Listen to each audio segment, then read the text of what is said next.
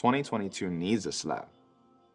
And that's a whole different sort of angle to take, right? We look at our society here in North America, but there are trends that exist globally.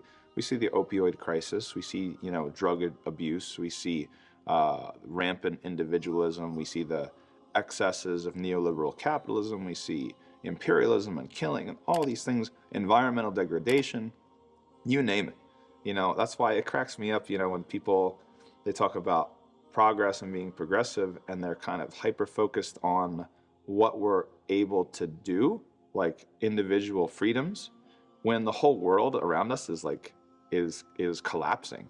Like, we're not making any progress. We're regressing. And that's kind of a very, I think, pre-modern and an Islamic and a generally like religious sort of take on history, is that we do believe that generally there's going to be an apocalypse, right? Like the end of the world. And we generally believe that things are going to get worse and worse and worse until that happens, right? Now we have a duty. That's not like a fatalistic sort of thing. We have a duty to establish the good, establish the just. And I guess that's the thing when we look into all of the ills that society has these days. Yeah, I firmly believe 100% that Islam is the solution to all of those ills when it comes to reconstituting the family, making the family something that is meaningful and strong and nurturing and nourishing again. That is something that Islam has a lot to say about.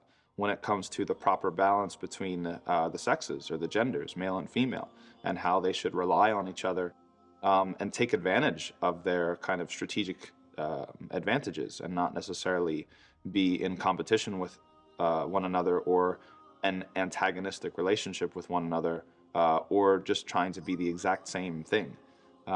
That's something that Islam has a lot to say about, and that's something that our society needs. How to strike the balance between being just and establishing justice, right? Sort of like righteous anger towards the unjust things that are going on, and also balance forgiveness and mercy and these sorts of things. Islam has that completely in a way that I've never seen any other sort of system have. Reining in sort of our economic activity so that it's not predatory. Look at this is a mess. We have the housing crisis and the Great Recession, and then the Great Resignation, and all these sorts of things. We're in the middle of a pandemic, or at the end of a pandemic, who knows? And corporations are taking advantage of quote unquote inflation to rake in record profits, and all these sorts of things that are happening. We need Islam. Islam would not allow these sort of predatory practices to exist.